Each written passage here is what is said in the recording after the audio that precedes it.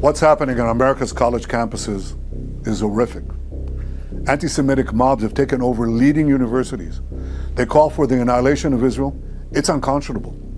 It has to be stopped. It has to be condemned, and condemned unequivocally. When Netanyahu demanded that the protests against Israel be stopped, the U.S. government complied because our members of Congress have all been bought and paid for with tax dollars given to the American Israeli Political Action Committee, known as AIPAC. AIPAC openly brags about this on their official website because they don't have to register under the Foreign Agents Registration Act, which requires agents of foreign principals to register and provide transparency. Beginning in 1962, they were known as the American Zionist Council, and President John F. Kennedy was ordering them to register as a foreign agent. Along with members of the U.S. government, the Zionists fought against this. In October of 1963, forms were prepared for them to register, but the next month, JFK was assassinated, and Israel has never been asked to register since.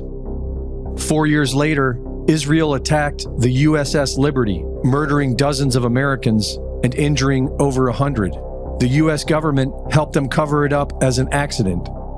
On the day of 9/11, 5 Israelis, who were seen photographing the collapse of the Twin Towers and celebrating, were arrested and detained for several weeks.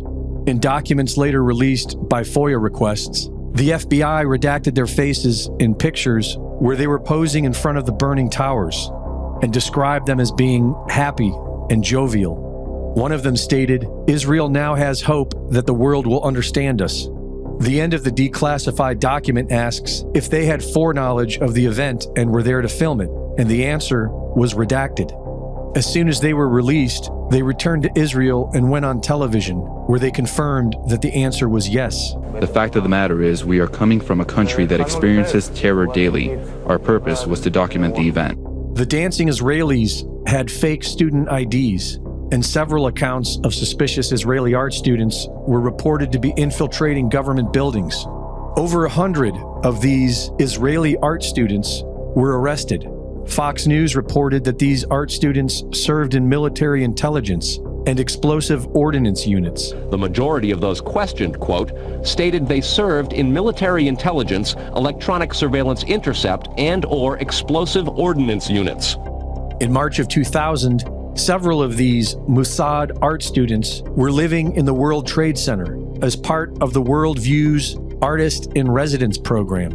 They occupied floors 90 and 91, where walls were unfinished and structural beams were exposed. A member of this group of artists, Hanan Sarfati, was arrested by the DEA as part of the Israeli spy ring.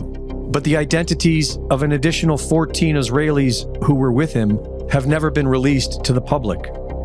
These Israeli artists were sharing the space with a group of Austrian artists known as Gelatin, who were working on a project called The Bee Thing that involved removing windows on the 91st floor of the North Tower.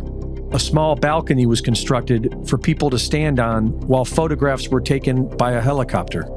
Another group called E-Team managed the helicopter with the designation number N666LH. This helicopter was to be in an art exhibit memorializing this project, scheduled for September 11th, 2001. In March of 2001, E-Team had an art project called 127 Windows. Officially, they were going to write their name on the exterior of the tower. They had an artist's rendering of what the project was supposed to look like, but it never appears to have happened. And on 9/11, American Airlines Flight 11 crashed into the exact spot where they were supposedly preparing to do this. In 2001, Gelatin published a book on the project and described it as conspiratorial work. It includes a drawing of someone falling headfirst from the 91st floor with the words, 300 meters of pure pleasure. Gelatin was originally spelled the same as the explosive, but was officially changed in 2005. And the 9/11 Commission report does not mention Gelatin, E-Team, or any of the Israeli Mossad art students. Reporting for InfoWars, this is Greg Reese.